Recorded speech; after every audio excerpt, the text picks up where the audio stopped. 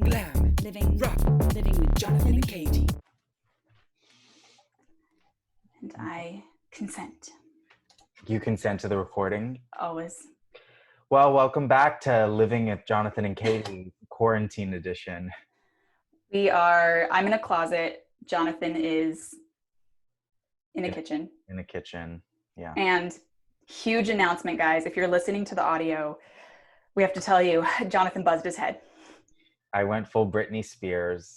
Did you do it in the same manner? No, I don't know why people always freak out. I've been buzzing my head every single year. I mean, I've done it every single year since I was like 15 years old. I do it for the gayest reasons. I do it to give myself scalp treatment. Because I get very dry scalp and I need to like do a honey mixture, although I don't have honey right now, apple cider vinegar mixture, and like really massage it in because my hair is so thick. It's so thick. It's really hard. Yeah, when it's long, it's hard to get into the scalp, you know? That is true. You will randomly show up. You change your hair a lot. Like it's always different lengths, different cuts, your facial hair as well, because all of your hair grows like a chia pet. Mm-hmm. So it seems like you always are like mixing it up. Well, I have different looks. I honestly should have been a spy because I could look based on how tan I am, how long my hair is, and how long my beard is. I can look like different people. Just completely different people. Didn't I tell you that quarantine, remember for a while you were into the idea of bleaching your hair blonde and you were like, I think it could be really hot. And I was telling you not to. And then I told you in quarantine, I think this is the time to do it. No, I'm not going to do it. My parents don't want me to do it because in the words of them, they go, why do you want to look more white? That's what they say. So yeah. And you're not going to be, have you ever been a gay with hair colors?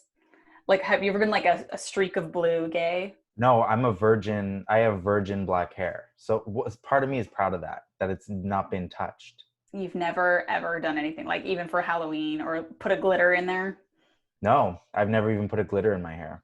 It's impressive. The crazy thing is you guys, some of you can see Jonathan, some of you can't. His hair is like, it's not bicked, but it's buzzed, full buzzed. It's full buzz, yeah. And by the end of this podcast, it will be regrown in full entirety. But I have a good shaped head. You ever thought about, could you sell your hair? Probably could. Should we switch to gallery view? Sure. There you go, guys. Although have you been watching a lot of like shows that are, doing what we're doing, like Skyping and Zooming? Some of them love the switchback, the full screen.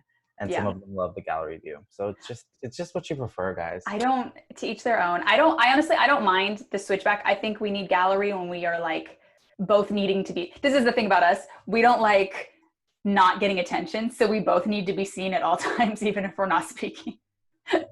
I don't even know what I like anymore. I have no concept on my own identity. I do think that a lot of us are going to emerge from this with new bangs and thoughts and career changes. Like, I don't know. I feel like everybody's sort of like slowly unraveling. Yeah, it all just depends on what's going to happen specifically for us in terms of like comedy. Like how quick is live comedy going to come back? Is it going to be like this for a year or so? You know what I mean? Like, yeah. Imagine if we all like, and it's highly possible, we just lost a year, maybe two, of being able to perform. Like it was just outlawed across the world. You just could not perform live for like a year or two. It is crazy that I think yes, that's crazy, but it trips me out still that like we didn't see this coming. Like I was trying to remember, what was your last day of like quote freedom before the quarantine lockdown? What did you do? I was working. And did you do a show that night or stand up? No, because it was raining and I was supposed to work early in the morning the next day. So I remember I came home and I just thought, I'm just going to stay cozy. I'm not going to go out. I want to wake up early tomorrow for my shift. But the night before that, I think, I can't quite remember, but I think I went to Geeky Teas. Either that or I had just done, No, the night before that was Thursday. It was Chatterbox. Oh, yeah. So my last mic was Chatterbox. Friday was my last shift. And then the closure happened. And honestly, me and Nike and you and Chris, I think, like, especially I think a lot of people in California, if you're Californian, we are some of the first people to have started to like shut down. Because Yeah. I know that me and Nike, we've been on lockdown since March 13th or 14th, right around there. Because it was right when the weekend hit. I was trying Like, to what was your last one? remember. I literally don't know the last day I spent in freedom. Yeah. I was trying to recall, or like, what was the last? I feel like this is us telling our grandchildren, and we're like, and that was the last time I went to Costco before it hit. I keep trying to remember what was life before. Who was I? This is very like, I feel like the people who survived the Titanic, they probably felt the same thing, you know, when they got back to New Sure, York. but at least they got to like go on with their lives and stuff. I mean, this is different because we're not sinking into a freezing ocean. Also, the whole world is going through this, and Yeah. a lot of people are even having it worse than us.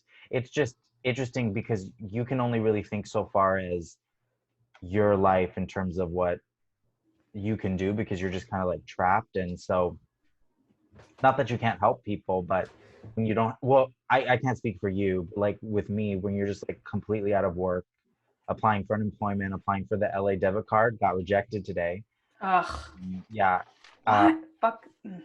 And I still can't log into the IRS website to input my direct deposit. And the IRS made a statement that it's not a mistake, that some people are just like not going to be able to put in their direct deposit, even if they already filed taxes, because I already did my taxes. So some people, like, you're just going to have to wait for it in the mail, even if you already did your taxes. So I'm going to have to like wait for it to come snail mail, the like rinky dinky little stimulus. Um, so hopefully I just get approved for unemployment. But when you're like me, you don't have a lot of resources to like donate to people's things. You know what I mean? Yeah. So you're just kind of like, okay, well, what can I do for my life and my friends and my family and stuff? And so it's just hard to think like about, you know what I mean? Yeah, absolutely. I was gonna say, have you written any fucking jokes? Because I feel like there's two types of people in this world. There's joke bitches and there's not. And I can't say that I am. I was trying. I don't know. I wrote one new bit that I tried for the first time on the internet, on the Zoom, the first Zoom comedy show that I did a few days ago, and it did not go well. And as soon as I stopped telling that joke and I went into a joke that I've done on stage live, I started to hear laughter. So it was very much like, not that you could hear a lot of laughter because so many people are muted and some people like, I don't know, it's just like, I remember watching other performers and there was one really funny performer, but I wasn't like laughing out loud. I wasn't like, ha ha ha, like right here, Yeah. but I was like hard cry giggling, right? But you couldn't really hear me. You know what I'm saying? Yeah. And I was just kind of like, oh yeah, because it's like I'm watching television or film. So something has to be outlandishly funny for me to like laugh because there's no live energy there. But if it's a live show, I can like laugh out loud at a lot of different jokes because there's just like someone right there with that energy. You know what I mean? Yeah, it's very interesting why it doesn't or like why it's just not the same. And even it's not the same as we talked about, like it's not even the same as watching a stand-up special where you're seeing people interact with an audience and get Right. that energy, you know? Right. It's just very, and especially, well, it's nice to know, I guess, a Zoom show, a regular show, an open mic or not. It's like you can bomb in any digital space you want to. But I feel like we're all bombing, right? Yeah. Like if you compare the laughs that you could get on a good Zoom set to the laughs that you could get on a mediocre live stand-up set, the Zoom set, if you didn't calibrate by medium, the Zoom set is always going to be a bomb because you could do super well in a Zoom set, but you're just never going to be able to hear the same amount of laughter. And is it because like if there's 51 people in the chat and there are people laughing, what I started to hear was I kind of hear each laugh individual. I don't hear them all at the same time. So Yeah. they all come in weird. So I don't actually know what they just laughed at because I'm still going. And I can't pause I'm not pausing because I don't know at what point my feed is they're watching. You know what I mean? Like I don't know if they're laughing at the joke that I just told or the joke that I'm telling right now. You know what I mean? Yeah, So, there's also, it's because there's a delay too on right. everything. So you're like timing's off. It's so weird. That's the thing. So whenever someone like laughed or something, I just kept going. I didn't like hold for a laugh because I was like, I'm gonna have no idea. It's just gonna look weird if I keep holding for a laugh. And I saw that with other performers because I was second to last. Oh So yeah. the performers would be like, yeah. And so, anyways, what I was saying, so it just looks weird because they keep pausing for a laugh, but their pause is then delayed even longer because of the delay. Yeah, I mean, I respect all these comedy club, like people trying to do it. It's great that people are trying. It's not the same. I was thinking like, isn't it going to be weird getting back on stage the first time? No, No. I am someone who I'm just like a fish to water. No, I don't know about weird. I'm just very eager at this point to get back on stage. Honestly, because and we talked about this before about not pouring your identity into one single thing, but stand up and I didn't, and I feel like you haven't. Like I've purposefully included other things in my life besides stand up because I felt for so long that my identity was just caught up in stand up, right? But that being said, stand up is still a huge pillar of my identity. You know what I mean? Yeah. So like not I feel like you just kind of lose like what your life purpose is or what you're supposed to be doing because you're just kind of like, okay, I can't do stand up and I can't really like go out to gay bars and I can't see my family and I can't see my friends. So already you have four pillars of identity just kind of like on hold a little bit, Yeah. you know? I thought your identity was one pillar was stand up and the other one was your hair. That well, Well, so it has fallen. guess what happened to that pillar? Delilah cut my hair, and my name's Delilah. It's your new drag name. Yeah. No, Delilah Sampson actually is kind of a dope drag name. That is also sounds like, well, I was gonna say my identity, I'm not a full stand-up because we all know I'm a stand-up and a mommy blogger. And Delilah Sampson is my pen name. I've been wondering at which phase in this quarantine I'm gonna start like stenciling Christian quotes onto mugs. Oh God. Since my crafts are running out. It would be really funny if you did that, but you got the quote kind of wrong. Yeah. Mug on purpose and sold them and saw how many people just bought them because so many so-called Christians, they don't know their Bible. I mean, I grew up knowing Bible verses. So when some people are like, yeah, it's Corinthians 22:11. It's like, what is that verse? Tell me that verse. I don't know, and literally the whole Bible. I don't know her. I don't know anything about her. Because you grew up with Satan. With demons, I know. Yeah. The book of Satan doesn't have that many chapters. It's like 2. The Book of the Beast. Are you watching Sabrina? Have you watched it? No, but what the fuck is wrong with you? I know. No, I'm kidding, kid. No, I know it's like it's very one. It's a kind of show where it's like it is funner to watch with people and to like like riff about it like while it's happening because it is so kind of cheesy and like campy. But I think I saw your tweet about how somebody's singing or something. Oh yeah. So in the second or third season, they started to do like musical numbers, and I hate when sitcoms do that. It's like a fad that a sitcom that wasn't a musical, right? It's not Glee. It's not Crazy Ex-Girlfriend. It's just like a regular sitcom. They just suddenly start singing. Like they did that in Scrubs. It's such a popular trope. They always have a musical episode. No, but they've started to like now just include musical numbers on an ongoing basis, and they're terrible. They're not like a pop song. It's like written for the show, and you could tell even the writers are kind of like, we hate writing these. Like I just don't understand it. I have been watching. What did I watch? Oh, this series Undone on Amazon. Is it good? It's about a girl who gets into a car accident and like starts to lose her mind. Like it's basically like schizophrenia. It's my biggest nightmare. It's like you have a history of mental illness and you wake up and now you are it. And you're trying to like get back to your reality. It's a fun romp.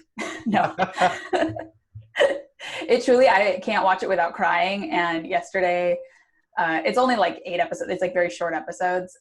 Yesterday, by the end of it, I had like a beanie on and a hood over my beanie and a blanket over that. And I was just like sobbing. I was just literally a wet blanket. And I felt the deepest depression and pain. And so that's a hot recommend. Well, I relate to that experience, not mental illness necessarily.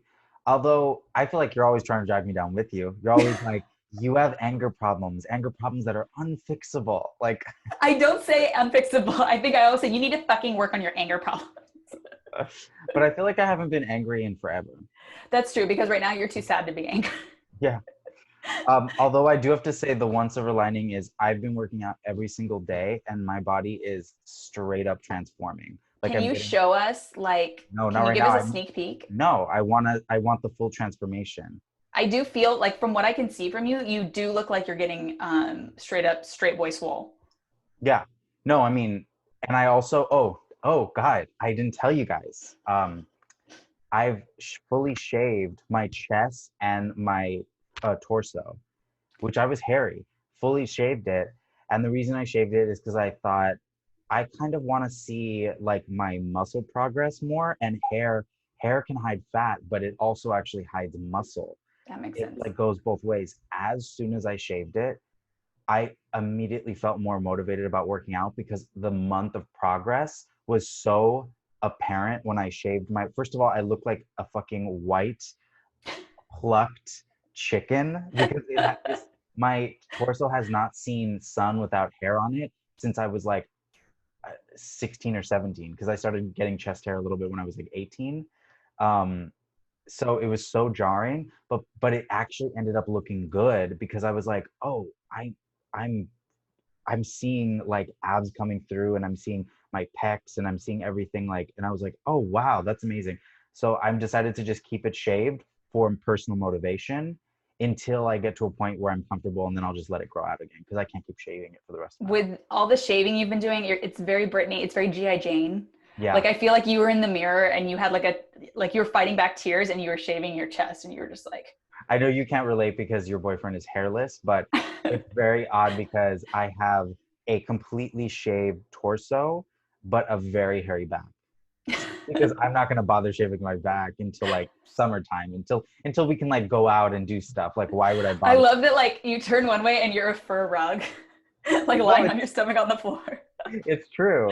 And then you roll over and then you're a slick little like pale turtle. Yeah, no, it's true. But it's so it truly is amazing, and I've ordered like weights and stuff like that, and I already had a bunch of weights here, and so I'm just like, it just keeps me more motivated to keep going. And without my weights being here and without working out, I think I would be like a complete disaster mess, like sending you text monologue after text monologue after text monologue, which that only happens, have you noticed I've been good, that only happens like probably once every 2 weeks now. I was like, legitimately though, this is the thing, I have noticed that, and I was like, oh, he's in a really bad spot. Like, you're not even monologuing to me. And I was like, I think this is really bad.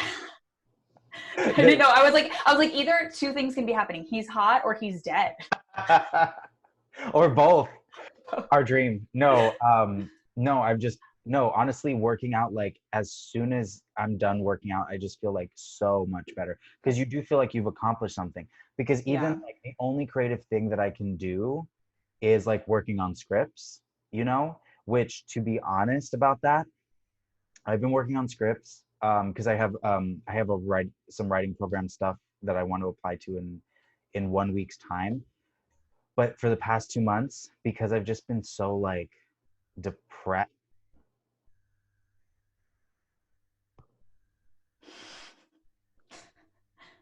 Can you still see me? Yes. Don't move. Oh, damn it. No, something ended the meeting screen and then like took me to another screen. Oh. Okay. And it was like some Java update. I hate Java. God. When Java's like, hey, let's talk about an update. And you're like, what the fuck? Anyway, we'll cut that part out. Meanwhile, with me, it's always Adobe like, bitch, you want to update? Bitch, you want to update? Fucking hate it. I feel like I update my phone so much. I don't understand. That I feel like there's a sketch opportunity there when the world resumes. I have a sketch idea. Yes. Can I tell you? Maybe we'll cut it out. Okay, so this is what, well, I will say this is what I have become obsessed with. Okay, I'm not a white woman who watches crime, okay? I commit crimes, I don't watch them. You don't watch them. It's too real. You've lived it. It's too real, I live it. You've hid in the closet, you've jacked off. Yes. There's 5 bodies below me. Every part of them, they make me terrified. You know, like I'm a woman who lives alone. I don't understand why women like to watch this stuff. Interrogations, everything. Anytime I see like a grainy security footage, it like gives me a panic attack. I can't watch it. But I'm obsessed with not the television show The Act, but what the crime that it was inspired by, or the real life crime. The real life crime. Fucking yeah. Yeah, of the woman who basically like convinced her daughter that she was sick to the point of like she had a feeding tube inserted for no reason. She could walk. She was like bound to a wheelchair. All this psychotic stuff. And I'm fascinated by the girl and her psycho boyfriend, who is the one who murdered the mom and quote set her free. But I'm tripped out by her because she has like a baby voice. Like really, she talks like this. And her boyfriend is like truly a psychopath. And I don't know why I think this crime doesn't like terrify me so much because it feels justified. Like it feels like a fair, like murder somehow because the mom was so crazy. Yeah. But when I was so I actually did watch I was watching the interrogation on YouTube. Yeah. And it was pretty interesting the way that, so a male detective was interviewing the female, the girl, whatever her name is, and a female was interviewing the male. And the male detective to the female, like guilty person, you know, his approach was like, "Hey, sweetheart, I know you just made a mistake, right? You just made a mistake. Excellent. You make mistakes. I make mistakes. Okay, but we just want to know why. All right." And she's like, "Sir, I don't know," you know. But literally, and then literally at one point she goes, "Did something happen to my mom?" It's like, and then he even goes, "Sweetheart, we're not playing that game. You know what happened to her, okay? Your mom's dead." Oh my God. Oh no. She's like, "Oh, okay, well, I'll tell you why." Like, whatever. So he's being like very paternal, right? And he's drawing her out because she's not saying a lot. She's like very like neurotic. Then you have the female detective interviewing the psycho male killer. Now this guy, the boyfriend, he should be in jail because he's psycho. He like is like split personality. Like he told her, "Don't come in the room when I kill your mom," because Victor, like his alternate personality, was going to be there and he can't control Victor. Like, okay. Yes. It's like, you know, when I drink white wine and it's like Kathy's coming out and you can't control. Right. Or when I get so drunk. Yes. There's Jonathan drunk, which is like fun. I'm like, as a drunk, I am funner than when I'm sober. Okay. But then there is blackout Jonathan, where it's kind of like, I will destroy your life. Like I will try to make everything as hard. And I feel like I've become possessed. Like, remember when the key broke off in the door? Yes, we could tell the people this story. You got too drunk on your birthday. Let's set the stage. It's Los Angeles, California. The year is 2017. Yes. The place is Precinct. Precinct. In downtown LA. This is the crime. This is the scene of the crime. And I got so drunk at my 25th birthday. I can't believe that's 3 years ago. I'm about to be 28. I know. Anyways. So beyond drunk, like, and because you were just drinking drinks like. People kept buying me drinks. Yeah, and you also were to the point where I was like I would be like, "Hey, I think let's have some water in between," and you'd be like, "This is water," and you'd drink it and it would pour down your chest. And I'd be like, it was so bad. Like you were so drunk. And then at one point you like became like a noodle body, like basically your whole dead weight. You were like stumbling, and you're also like much taller than me. You're like a man, you know, and all 6'1" of you or whatever. Are you 6'2"? 6 feet. 6'1" with botas on, but 6'1" with your little boots, your sassy boots. Yeah. And so you were like off balance, and I kept trying to hold you. Also, I was in heels and Chris was there, and Chris was not interested in helping. He was just watching, and I was like, okay, literally I have like a full grown man I need to like navigate down the stairs right now. Yeah. And so we did finally, I was like, "Chris, fucking help me." And so we're like navigating down the stairs. I won't say what happened on the stairs. No, It's a don't say what thing. happened on the stairs. I said something very rude to another gay man that was so rude and more about me and my insecurities than no, it was. I mean, come on, that's totally All I true. will say about it is that somehow I was like, your body was like draped over me, and I'm like navigating down the stairs, and then another gay man saw me and was like, literally was like, "Hey, girlfriend, you look fun. What's up with you?" And then you got very Jealous. defensive of our friendship. Yeah, because I was like, in my drunk mind, I was like, this is my birthday. She should be like sleeping with me, not some like faggot on the stairs, you know? You're like, literally, bitch, she's carrying me right now, not you. And he So just, but he also, I'm hoping he didn't take anything too bad about what I said, because, which we will not repeat, because he literally, remember what his response was? He went, "You're drunk." yeah. And then you pushed me down the stairs, and I was like, "Whoa!" And I like doodled down the stairs. So we got you out. Chris went to get the car. I'm literally like I'm like running defense, like because you keep like a tree like swaying to each Oh, don't thing. forget, I went up to No, the this is what hot I'm dog getting to. lady. Then you decided you wanted a hot dog. You had no money, and you were like looming over her with a full grill. And I kept telling you like, "Hey, I'll get you one. Just go sit down. Go sit down." And you were like, "I want to pay. I want to support." And you were like literally almost like two hands on the grill. Bad. And I was literally, thank God I have a big ass, because I was like boxing, like booty bumping you out of the, like keeping you away from her. And she was so little too. You were truly a monster. It was a And viejita, and I wanted to tip her.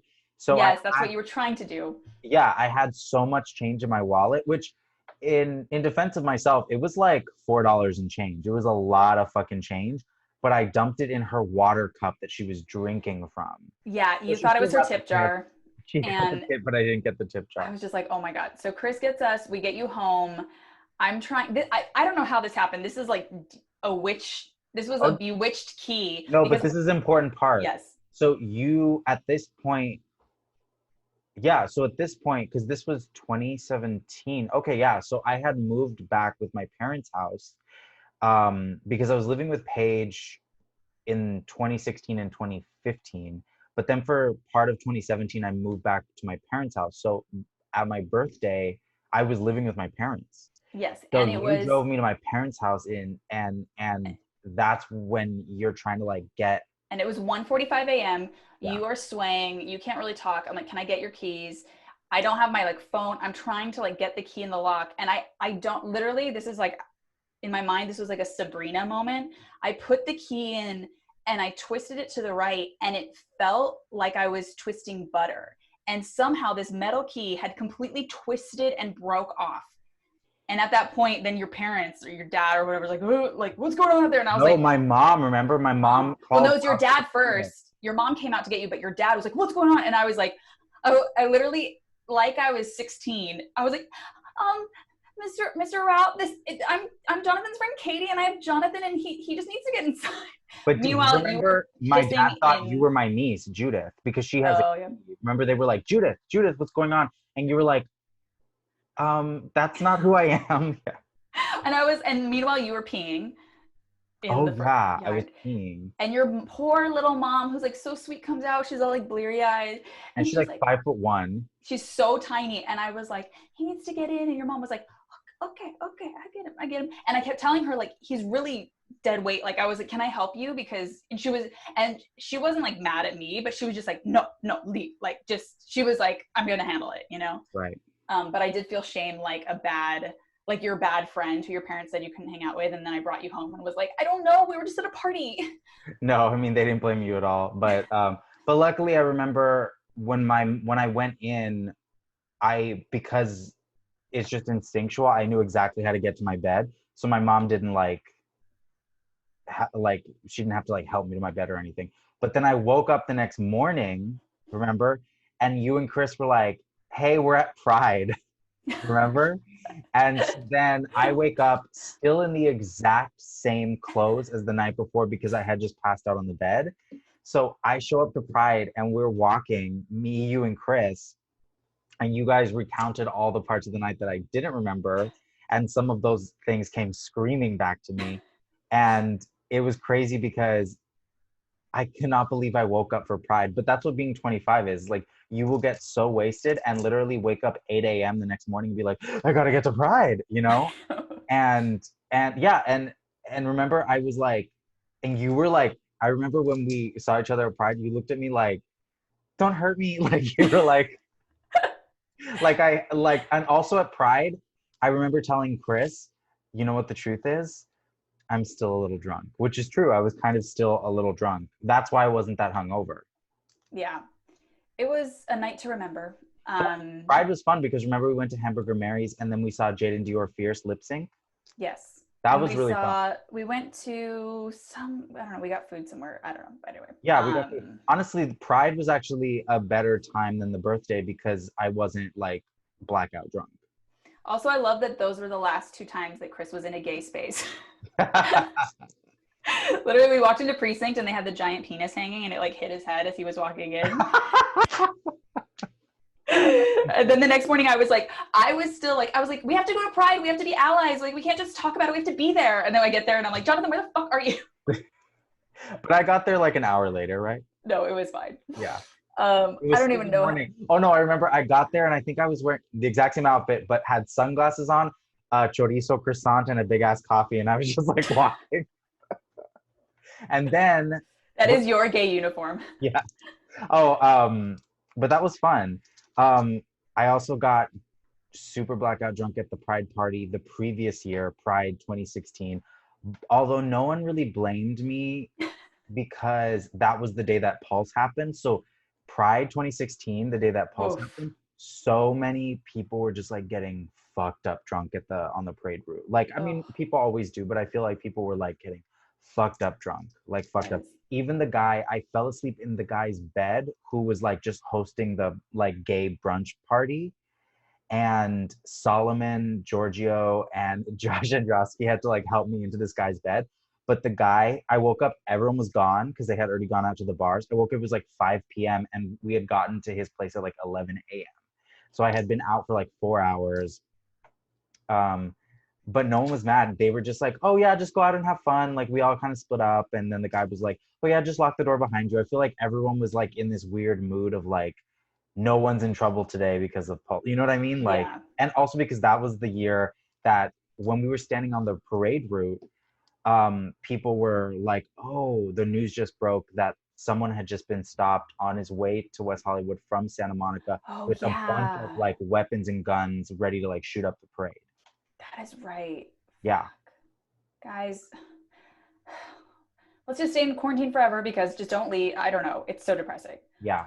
I don't know how we got into that. My 20s was, I mean, I'm still in my 20s. I'm still 27. Yeah. But I feel like early 20s was like, what's weird is like, because I like did comedy so much, I didn't get drunk that much, you know, because you're always like kind of out doing comedy. It's true. But then when I would go and actually party, then I would overdo it because I just wasn't used to doing it. You know what I mean? Yeah. But that's very 20s too. Like the kind of like binging vibes is like very 20s. Oh yeah. But I really don't like the feeling of the next day piecing together what happened because you don't know. Yeah. You know what I mean? Like I was like, what did I say to that person? I can't tell you. Was I peeing in the, remember I was like, oh my God, I peed on my mom's flowers, like in the courtyard. Yes. Right. And then I was like, yes. Oh my God, did Katy and my mom see my dick? And then you said something about like, no, you were like over there. Yeah. So that was an event. I don't remember how we got there. Oh, back to my interrogations. Yes. I don't know how to go. So the male detective is being very like fatherly or whatever. And then the female detective, the guy is very willing to give the information of what happened. So she's just trying to like match him and keeps pace of like, okay, great. And then, you know, but she's also trying to like be as like neutral as possible so like she doesn't have an emotional response to make him shut down or whatever. Right. And so he's like, yeah, so I stabbed her. And she's like, okay. And was that like 1, 2, 3, 4 times? And then, he's like, 4 times. She's like, okay, great. And then what did you say? And then he's like, and then I said, go to the and she's like, you said go to the store? And he's like, no, I said goodbye. And then she's like, oh, I thought you said go to the store. Anyways. So, and then literally she goes, she's looking at her paper. She goes, okay. And so the woman he killed, her name was Dee Dee. She goes, okay. And once Dee Dee's dead, bled out, she's dead, right? Okay. Once she does that, did you put your penis anywhere on her?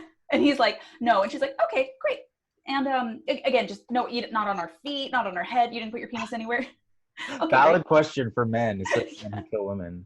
She's like so just like acting as though it's like absolutely nothing. Yeah. But my favorite part is that but the sketch idea, and we can probably cut this out, is like she was like, and what did you do next? And he's like, oh, I went to pack my bag. And she's like, and was it a backpack or like a regular bag? And he's like, oh, it was a backpack. And she's like, oh, kind of just thought you'd have a regular bag. Anyways, like, but it seemed like she was like shading like his choice of like bag and colors and like all that stuff.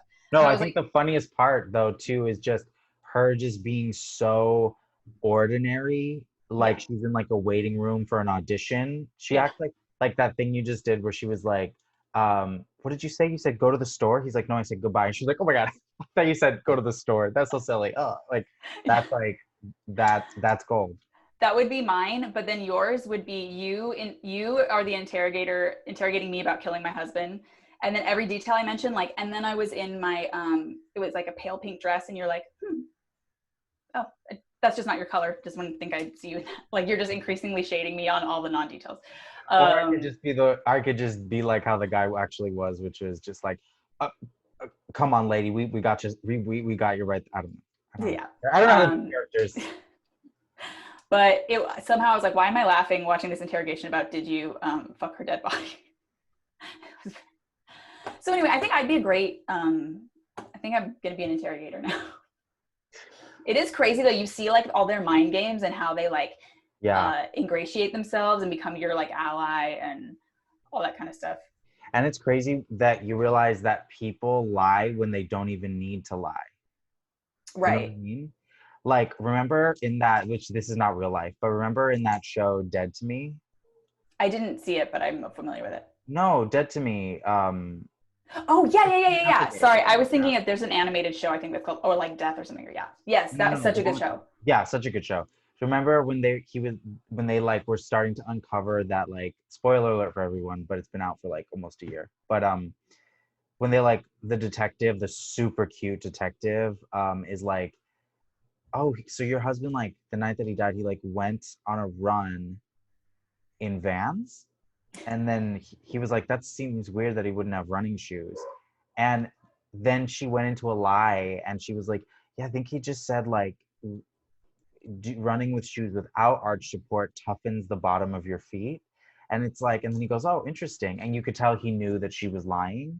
Yeah. And it's just like, that's not a lie you had to tell. Like, she could have just said, we had gotten into an argument and he decided to kind of go on an impromptu run and he didn't even change, which was the truth. Or she could have just said, yeah, I was bothering him to buy running shoes forever, but he never did. Like, you didn't need to lie, but there are just people who just like, they're lying even not just to cover up a crime, but also just to cover up stuff that they don't want other people to know about, even if it's not illegal. Yeah. You know? There's also a very like cop or interrogator like vibes. Yeah. Just they're very like, okay, what was that? Like, I get nervous. I'm trying to think of like, I feel like I had some interaction with a cop or something where he was like, what were you doing? And I was just like, I was the thing, I don't know. I just can't. Oh no, it was I was in Scotland when I was going to my sister's show at the Fringe, and the immigration person was like interrogating. They were like, what are you here for? And I was like, I don't know, like just here. And they were like, what are you going to go see? And I hadn't like looked up anything. I didn't know anything other than my sister was going to like pick me up and show me it. And so they were like, what are you going to see here? And I was like, I don't know, you guys have like castles, right? And they were like, and she was like, and which castle? And I was like, honestly, I don't know the names. Like, I can't tell you. And she was like, very, like, she would not let me go. And then I was finally like, my sister's in a Fringe show. I'm here to see. And she was like, okay, fine. And I was like, all right. But any authority, even if they're just like, what's your name and what's your hair color? I'm like, brown? I don't know. Yeah, it's crazy. Whereas you're like, why do you need to know that? Oh, I'm totally challenging. Like, I've been challenging authority since day one. Since preschool? No, I remember I was in community theater for the longest time growing up, and the owner of it, a lot of times, like, she would like ask me questions like after rehearsal. It was like, it's about theater bullshit. and I would just like not have answers. And so I would just stare back at her and she would say like, you just staring straight into my eyes is challenging me. And then I said, well, whose fault is that? I just like stuff like that. You are And, the kid I would hate if I was like the substitute teacher, or whoever, because you're smart and you know it, and that's why you're just being a little brat. oh my God, yeah. Shout out to Mrs. Cholko, the lesbian math teacher at Arts High that I drove insane. I like how it's Arts High. That sounds like very CW. Yeah, I had to audition for Arts High. they were the whole year I was there, they would like, before we would go into certain classes, they would like, this is very LA, they would like mic us up and put like a mic pack, because they were shooting a documentary called Fame High. And so randomly the documentary crew would be like, okay, you're being filmed today, and then they would like mic you up and you would like go in and do your class. It was very odd, it was very weird. And then they would like get you in a confessional, and then they put it on Netflix, and I got cut out of everything. And they filmed me from the audition process when I was in junior high all the way to like being in the school, and I got cut out of everything. That's what you get for the attitude. But honestly, it was a really poorly shot documentary, so it could be a blessing. Yeah. So. Imagine, I wish I had that archive footage though. Oh, I know of me as a, but the thing is I do have, like, me and Jaina, my friend at the time, we have footage of us throughout high school, not just freshman year, of us just running around LA in little like on buses, in like little convenience stores, just filming each other, just like shopping and doing dumb stuff. And I was like 14, 15, and we just video have that. camera did you have? We, both of us. So I have some of the footage. She has some of the footage. I'm not sure if she still has some of it. I have mine. I would please digitize it, please. Yeah. You have nothing to do. Some of it I backed up and put onto the cloud or whatever. Yeah. Please send. Oh my God, I would love. It's so sweet. It's like, oh, he's like it's a little. Just you like buying sour Skittles or something. Yeah. There was us walking around Little Tokyo. There was like us walking around Venice. Us countless. Most of them is actually just us sitting on the red line and filming each other while we're like on the way to like a stop or something, you know. But of course, we actually filmed it because this was the 2000s. So we're actually filming it with like actual digital cameras. Like camcorder. No, not camcorder, like those little digital cameras. Remember those like yes. Yeah, my original digital. The ones, and it's hilarious because in hindsight they only could hold like 2 megabytes. Yeah, you'd have to go like home, offload it. Yeah, or else you would try to take a picture and it'd be like a really good picture, and then this like red box, like not enough storage. Yeah. Those, and they also, in hindsight, they were so grainy. Like the quality of the photos is like pretty grainy comparably. Yeah. But it is funny how like when you're younger, high school kids, I have a lot of like audio tapes of like, welcome to the Katy show, and today we're going to talk about being Katy. No, but you actually have a lot of performances. No, I do. But I mean, just when you're messing around with your friends. Oh, right. And you're just like, can I ask you a question? But now that I'm talking about it, I'm like, it's literally what we're doing right now. Yeah. I mean, we're probably going to be like in our 50s looking back now being like, we're children, you know? We're just, I should take up smoking in the quarantine. All right, guys. Well, that has been a really sad time with Katy and Jonathan.